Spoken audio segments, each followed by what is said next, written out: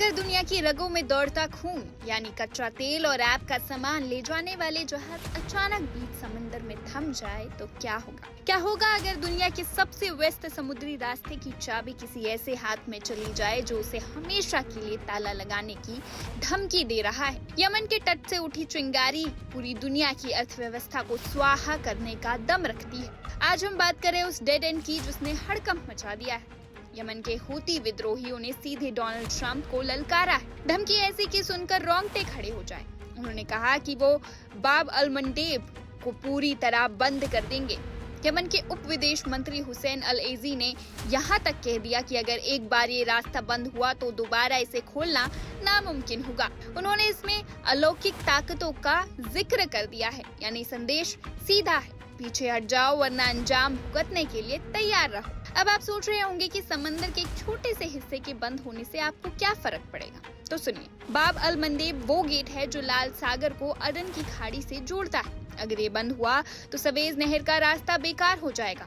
अगर जहाजों को अफ्रीका के नीचे से घूमकर जाना पड़ा तो सामान पहुंचने में हफ्तों की देरी होगी और शिपिंग कॉस्ट आसमान छू लेगी।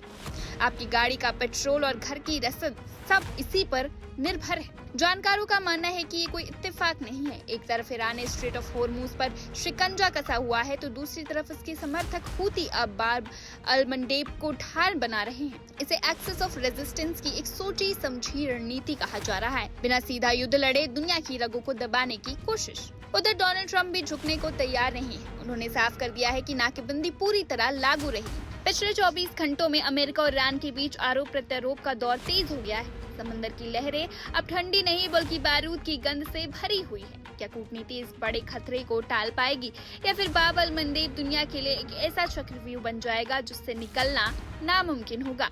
देखिए इस रिपोर्ट में।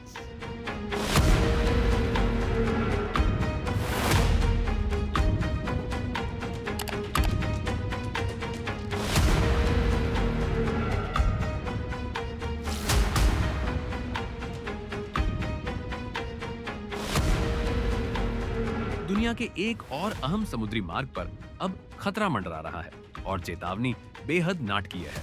यमन के हौथी नेतृत्व ने डोनाल्ड ट्रंप को सीधी चुनौती देते हुए बाब एल मंदेब स्ट्रेट को बंद करने की धमकी दी है, जो वैश्विक व्यापार को हिला सकता है और पहले से ही तनावपूर्ण स्थिति को और भड़का सकता है। ऑनलाइन जारी एक तीखे बयान में यमन के उप विदेश मंत्री हुसैन अल एजी ने चेतावनी दी कि अगर सना इस जल मरुमध्य को बंद करने का फैसला करता है तो इसे दोबारा खोलना नामुमकिन हो जाएगा। यहाँ तक कि उन्होंने इस खतरे को जताने के लिए अलौकिक ताकतों का भी जिक्र किया।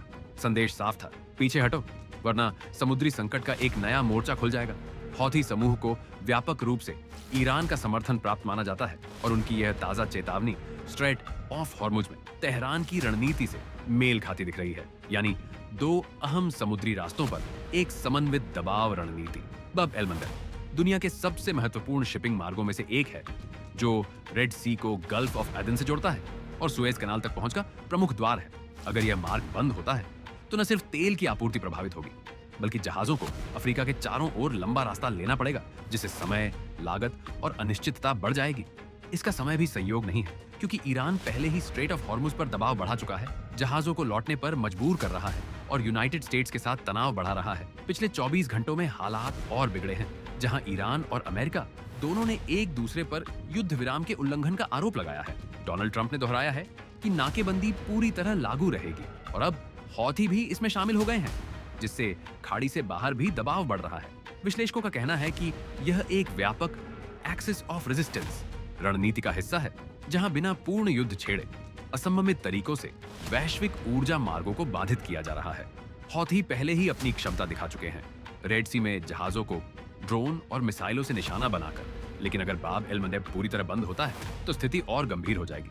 बीमा प्रीमियम बढ़ेंगे, शिपिंग मार्ग बदलेंगे और वैश्विक बाजारों पर इसका असर तुरंत दिखाई देगा। तेल की कीमतें पहले ही प्रतिक्रिया दे रही हैं और दोनों समुद्री मार्गों पर खतरे के चलते अस्थिरता के संकेत मिल रहे हैं। इस बीच राजनयिक प्रयास जारी है, लेकिन जो एक क्षेत्रीय टकराव के रूप में शुरू हुआ था, अब कई रणनीतिक समुद्री मार्गों तक फैलता जा रहा है। Subscribe to One India and never miss an update.